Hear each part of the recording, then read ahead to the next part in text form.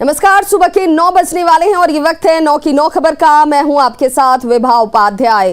बिहार में शिक्षक भर्ती का इंतजार कर रहे हजारों उम्मीदवारों के लिए अच्छी खबर है। जी हां, शिक्षा विभाग ने नियोजित शिक्षकों की भर्ती की काउंसलिंग का शेड्यूल जारी कर दिया है। नोटिस के अनुसार नगर निकायों में काउंसलिंग 14 से लेकर 16 दिसंबर तक की जाएगी, जबकि प्रखंड नियोजन इकाई की बात करें तो काउंसलिंग जो है 17 से लेकर 20 दिसंबर तक, पंचायत नियोजन इकाई में 22 दिसंबर तक काउंसलिंग होगी। तो नगर निकाय में 14 दिसंबर को 6 से 8वीं तक के सामाजिक विज्ञान विषय की काउंसलिंग होनी है। वहीं 15 दिसंबर को 6 से लेकर 8वीं तक के गणित, विज्ञान, भाषा विषय की काउंसलिंग होगी, जबकि पहली से 5वीं तक की काउंसलिंग 16 दिसंबर को होगी। प्रखंड स्तर पर 17 दिसंबर को 6 से 8वीं तक के सामाजिक विज्ञान विषय की काउंसलिंग होनी है। 18 दिसंबर को 6 से 8वीं तक के गणित, विज्ञान और भाषा विषय की काउंसलिंग होगी, जबकि 20 दिसंबर को पहली से 5वीं तक की काउंसलिंग होगी। पंचायत स्तर की बात कर लें तो 22 दिसंबर को इसकी काउंसलिंग शुरू होगी। तो नियोजित शिक्षकों की भर्ती में काउंसलिंग का शेड्यूल जो है वो जारी हो चुका है और शिक्षकों की भर्ती पर ये बड़ी खबर, अच्छी खबर इनके लिए। प्रारंभिक शिक्षकों के नियोजन के लिए तीसरे चरण की जो काउंसलिंग होनी है उसकी तिथि घोषित हो गई है। 14 दिसंबर से लेकर के 22 दिसंबर तक ये नियोजन होना है और जिसके लिए शिक्षा विभाग ने तिथि घोषित कर दिया है। आपको बता दें कि अभ्यर्थियों के लिए काउंसलिंग जो की जाएगी वो लगभग 1400 नियोजन इकाइयां हैं और इस 1400 नियोजन इकाइयों में लगभग 13,000 पदों के विरुद्ध नियुक्ति जो है वो होनी है। विभाग ने जो आदेश जारी किया है उसके मुताबिक जो 2019-20 में पहले और दूसरे चरण की प्रक्रिया जो नियोजन की हुई थी उसमें जो काउंसलिंग और चयन की प्रक्रिया खत्म होने के बाद भी किन्हीं कारणों से जिनका काउंसलिंग नहीं हो पाया था या रद्द हुआ था, उन सारे नियोजन इकाइयों के लिए ये तिथि निर्धारित की गई है। और आपको बताएं कि जिस ढंग से ये पूरा कार्यक्रम बना है, नगर निकायों की अगर बात करें तो 14 दिसंबर से लेकर के 16 दिसंबर, जिसमें और उसके बाद प्रखंड नियोजन की जो इकाइयां हैं वहां पे 17 दिसंबर से लेकर के 20 दिसंबर तक ये पूरे नियोजन की जो तिथि है, जो काउंसलिंग की जो तिथि है वो घोषित की गई है। पंचायत नियोजन इकाई में 22 दिसंबर को कक्षा 1 से लेकर के 5 तक का नियोजन होना है। तो काफ़ी दिनों से जो इंतज़ार लोगों का था, जो अभ्यर्थियाँ इंतज़ार कर रहे थे, लगातार सवाल उठा रहे थे कि आखिर तीसरे चरण की जो काउंसलिंग है वो कब होगी। शिक्षा विभाग ने ये तिथि घोषित कर दी है और यहाँ से 14 दिसंबर से लेकर के 22 दिसंबर तक शिक्षकों का नियोजन की काउंसलिंग शुरू हो जाएगी। कैमरा पर्सन अजय दुबे के साथ रवि एस नारायण, न्यूज़ 18 पटना। तो नियोजन तिथि जारी होने से क्या क्या फायदे होंगे ये समझना बेहद महत्वपूर्ण है। तो काउंसलिंग होने से शिक्षकों की नियुक्ति का रास्ता जो है वो पूरी तरह से साफ हो जाएगा। नौकरी का इंतजार कर रहे अभ्यर्थियों को बड़ी राहत मिल जाएगी। बिहार में शिक्षक की कमी का संकट पहले से कम होगा। अलग अलग विषय की बात करें तो अलग अलग विषय के लिए अलग अलग शिक्षक मौजूद होंगे।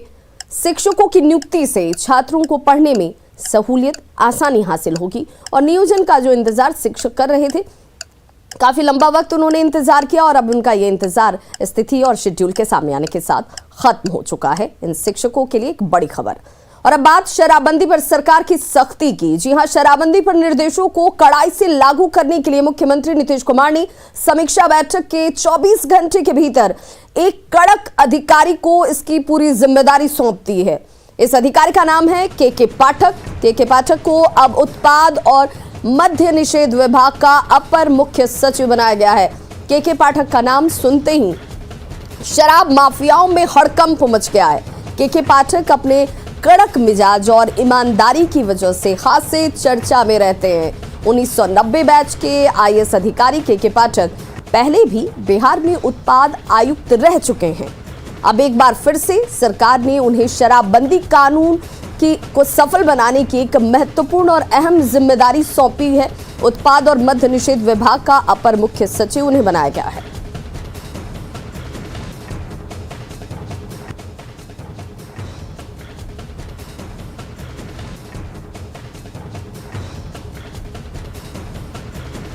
तो के पाठक को उत्पाद एवं मद्य निषेध विभाग का अपर मुख्य सचिव बनाए जाने पर सियासत भी शुरू हो चुकी है। सरकार के इस फैसले पर आरजेडी और कांग्रेस ने सवाल उठाए हैं, तो जेडीयू ने सरकार के इस फैसले का स्वागत किया है। इस के पाठक को मद्य निषेध विभाग से नीतीश कुमार वर्षों पहले हटा दिए थे और 5 साल के असफल शराबबंदी पे समीक्षा के बाद उसी के पाठक को पुनः उसी विभाग में लाना नीतीश कुमार की मजबूरी है या जरूरी है, या फिर नीतीश कुमार जी अपने असफल शराबबंदी का ठिठरा के पाठक पे फोड़ना चाहते हैं? कि यह कैसी सरकार है, डबल इंजन की सरकार, जो निर्णय लेने का काम करते हैं।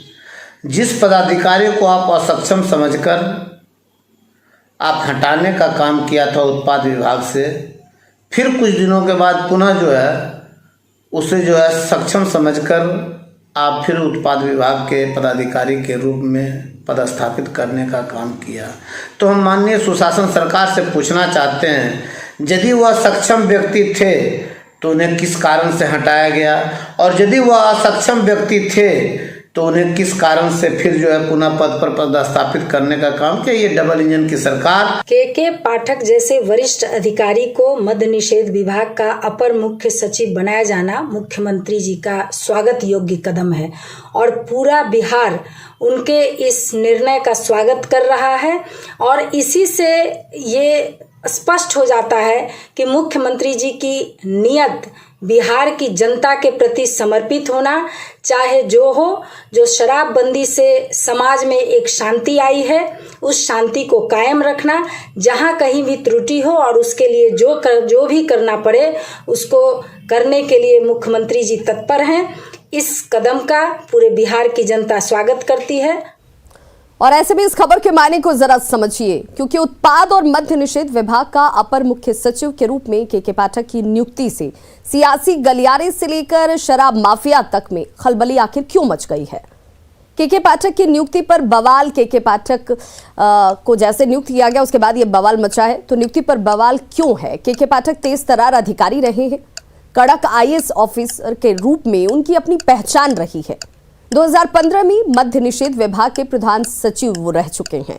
के पाठक की देखरेख में शराबबंदी का मसौदा बना था। भारी विरोध के बावजूद सीएम नीतीश कुमार ने इसे लागू किया। शराब माफिया के पाठक के नाम से खौफ खाते हैं। भारी राजनीतिक दबाव में के पाठक को हटाया गया था। लालू राज में गोपालगंज के डीएम रहते उनका जलवा लोगों ने देखा था। के पाठक की कार्यशैली से लालू के करीबी परेशान हो गए हैं। के पाठक का सचिवालय ट्रांसफर करवाया गया। 2019 में के पाठक पर एक ठेकेदार ने यह आरोप लगाया, पिटाई और जान से मारने की धमकी का आरोप लगाया गया था। और आरोप 2018 में SBI के 7 ब्रांच मैनेजरों पर केस दर्ज कराया गया। हाईकोर्ट ने इसे मनमानी बताया और उन पर जुर्माना लगाया। लेकिन के पाठक जिस तरीके के अधिकारी रहे हैं, तेज तर्रार, और उनके नाम से जो तस्कर हैं, शराब कारोबारी हैं, वो कांपते हैं, थर्राते हैं। बिहार में शराबबंदी कानून की मंगलवार को एक बड़ी समीक्षा के बाद प्रशासन पूरी तरह से एक्शन में आ चुका है। उत्पाद विभाग के साथ ही पुलिस टीम भी ताबड़तोड़ छापेमारी कर रही है। शराब के अवैध कारोबारियों पर लगातार नकेल कसा जा रहा है। अवैध तरीके से चलाई जा रही देसी शराब की अवैध भट्टियों को ध्वस्त किया जा रहा है। तस्करों के खिलाफ और तेज किए जा रहे अभियान के बाद नशे के धंधेबाजों की अब खैर नहीं है। शराब पियोगे तो मरोगे और पिलाओगे तो अब नहीं बचोगे। अब कमाने नहीं, नौकरी बचाने में लग गए थानेदार। जगह जगह शराब की भट्टियों पर भीषण प्रहार। मंगलवार को मुख्यमंत्री नीतीश कुमार की अध्यक्षता में शराबबंदी कानून की महासमीक्षा की तस्वीरें और बुधवार को एक्शन में आए उत्पाद विभाग और पुलिस टीम की ये तस्वीरें। इन दोनों ही तस्वीरों को गौर से देख लीजिए।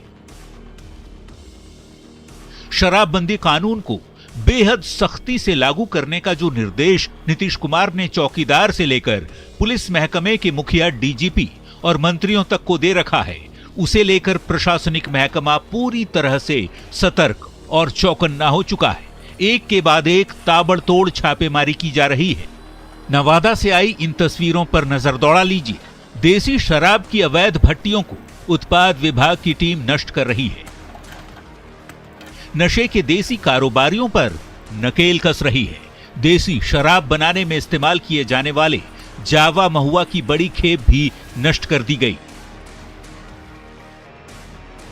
5 भट्टियों को तोड़ने की इस कार्रवाई के दौरान करीब 165 लीटर शराब भी जब्त की गई। छानबीन करने पर यहाँ पर 3-4 भट्टियाँ चलती हुई नजर आ रही हैं।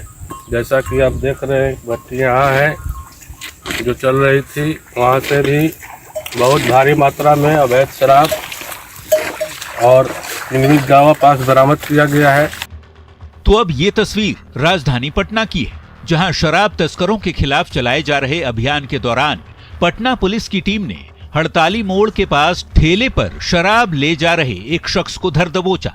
पुलिस इससे ये पता लगाने में जुटी है कि राजधानी में शराब की खेप कैसे पहुंची।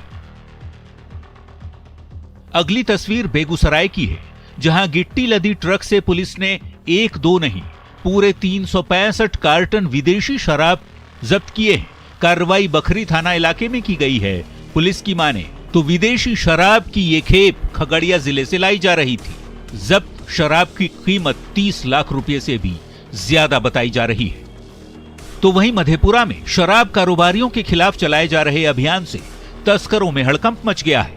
बौखलाहट में शराब माफिया उत्पाद विभाग की टीम पर ही हमले कर रहे हैं। बेल्हा थाना क्षेत्र में छापेमारी करने गई एक्साइज विभाग की टीम पर हमला कर दिया गया, जिसमें 4 जवान जख्मी हो गए। आने वाले समय में सभी थाने को मैंने आदेश दिया है कि शराब बंदी पे और जो लोग शराब के काम में लगे हैं डेली उनकी अरेस्टिंग करके जेल भेजें, किसी को भी ना बख्शा जाए। इसमें सर कई जवान घायल भी है। जी हाँ, हमारे इसमें 4 जवानों को चोट लगी है, उनका इलाज कराया जा रहा है, उनका भी बयान लिया जाएगा और उसी हिसाब से FIR में धाराएं भी जोड़ी जाएंगी। जाहिर है, मुख्यमंत्री नीतीश कुमार के शराबबंदी कानून को बेहद कड़ाई से लागू करने के निर्देशों पर प्रशासनिक अमला पूरी तरह सतर्क हो चुका है और पुलिस के साथ ही उत्पाद विभाग की टीम भी एक्शन में है। जिस पुलिस के दामन पर घूस और शराब माफिया से मिली भगत के आरोप लगते रहे हैं, वही पुलिस अब अपनी नौकरी बचाने में लग गई है। ऐसी कार्रवाइयों से शराब तस्करों की अब खैर नहीं। Bureau report, news 18। और ऐसे में खबर के मायने को जरा समझिए। प्रशासन अवैध शराब पर ताबड़तोड़ कार्रवाई कर रहा है। उत्पाद विभाग और पुलिस महकमा पूरी तरह से एक्शन मोड में है। पटना समेत सभी जिलों में छापेमारी अभियान तेज कर दी गई है। चौकीदार से DGP और मंत्री तक की जिम्मेदारी अब तय कर दी गई है। 26 नवंबर को कर्मचारी और अधिकारी नशा मुक्ति की शपथ लेते हुए नजर आएंगे। बिहार नशा मुक्ति दिवस से सभी को यह शपथ जो है वो दिलाई जाएगी। 19 नवंबर को JSC स्टेडियम में होने वाले क्रिकेट मैच को लेकर फैंस में जबरदस्त उत्साह दिखा जा रहा है, लेकिन टिकट की कालाबाजारी से फैंस में कहीं ना कहीं उदासी और मायूसी भी है। ये लोग आज भी टिकट की आस में काउंटर पर खड़े नजर आ रहे हैं।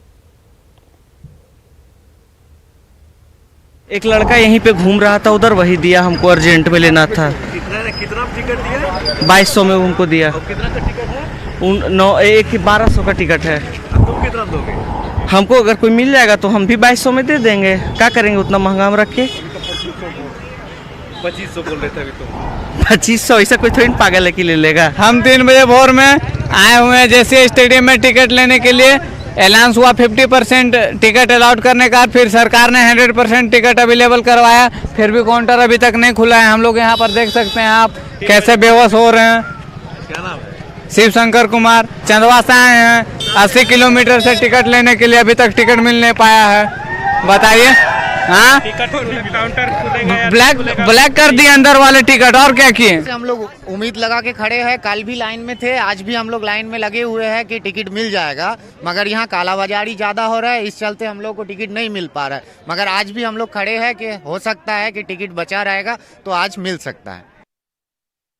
19 नवंबर को JSC स्टेडियम में होने वाले मैच को लेकर के दर्शकों की भीड़ आप यहां देख सकते हैं। यह टिकट काउंटर है, लेकिन टिकट बिक्री का कल आखिरी दिन था, उसके बावजूद भी दर्शक यहां टिकट काउंटर पर बने हुए हैं। इसकी खास वजह वह है कि टिकट काटने वाले ने यह कहा कि आज भी टिकट दिया जाएगा, लेकिन जो सूत्रों के अनुसार जो खबर आ रही है वह साफ तौर पर यह है कि टिकट का कल आखिरी दिन था, लेकिन दर्शक उस उम्मीद के साथ आज भी टिकट काउंटर पर मौजूद हैं। लेकिन अब देखना यह है यह दर्शक को टिकट मिल सकता है या नहीं।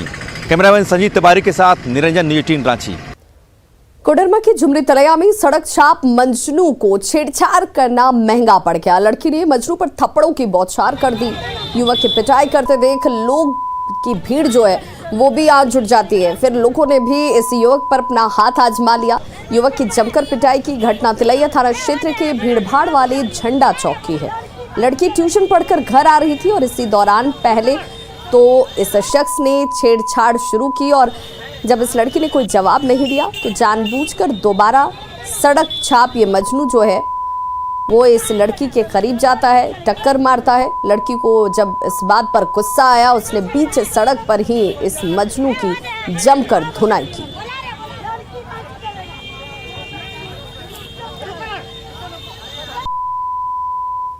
पथ निर्माण मंत्री नितिन नवीन ने कहा है कि औरंगाबाद के से लेकर दरभंगा तक के उत्तर बिहार से दक्षिण बिहार को जोड़ने वाला 4 लेन 6 लेन बन जाएगा। साथ ही उन्होंने भी कहा कि पटना कोलकाता एक्सप्रेसवे के बन जाने से भी आवागमन में लोगों को सुविधा और सहूलियत हासिल हो।